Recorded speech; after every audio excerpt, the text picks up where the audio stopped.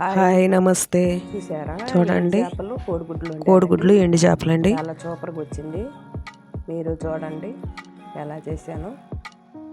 కావలసినవి కోడిగుడ్లు, ఎండు చేపలు, టమాటాలు, ఆనియన్స్ అన్నీ కట్ చేసి పెట్టుకున్నాను. ఎండు చేపలు శుభ్రం చేసుకున్నాను. కోడిగుడ్లు ఉడకబెట్టి తొక్క తీసి పెట్టాను. చూడండి శుభ్రం చేసి పెట్టుకున్న ఎండు చేపలవి. ఇప్పుడు కళాయి పెట్టుకొని ఆయిల్ వేసుకోవాలి. ఆయిల్ వేడైంది. పసుపు వేసుకొని కోడిగుడ్లు వేసి వేపుకోవాలి.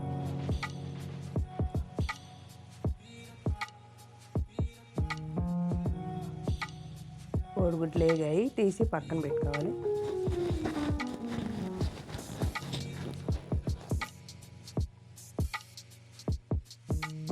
ఇప్పుడు అదే ఆయిల్లో ఎండు చేపలు కూడా వేపుకోవాలి.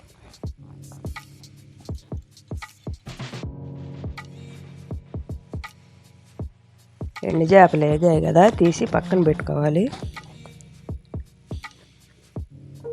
అదే ఆయిల్లో పచ్చిమిర్చి, ఆనియన్స్ కూడా వేసి వేయించుకోవాలి. వేగాయి. ఇప్పుడు టమాటాలు వేసుకోవాలి. కరివేపాకు, టమాటాలు వేసి వేయించుకోవాలి.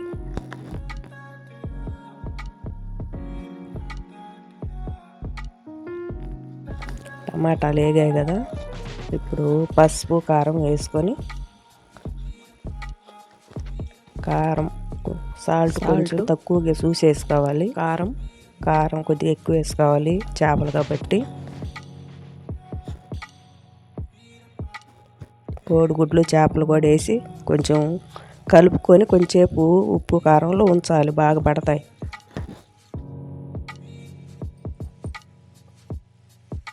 ఇప్పుడు అల్లం వెల్లుల్లి పేస్ట్ వేసి కలుపుకోవాలి. చూసారా పక్కన బుడకలు ఎట్లా వస్తున్నాయో, నూనె అంతా బయటకు వచ్చేస్తుంది. ఇప్పుడు వేసుకోవాలి చింతపండు పులుసు.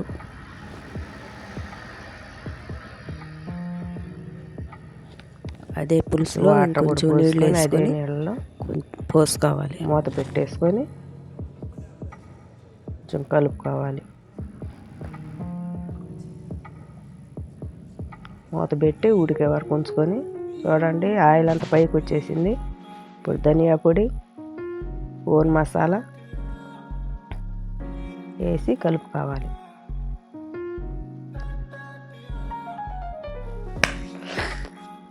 నేనైతే కోడిగుడ్లకి, చేపలకి ఓన్ మసాలా చేసి పెట్టుకున్నాను, అదే వాడతాను. అక్కడ కొత్తిమీర లేదు, అందుకే వేయలేదు. చూడండి ఎంత బాగా ఉడికిందో, ఆయిల్ అంతా పైకి తేలింది. ఒకసారి ట్రై చేయండి. Thank you.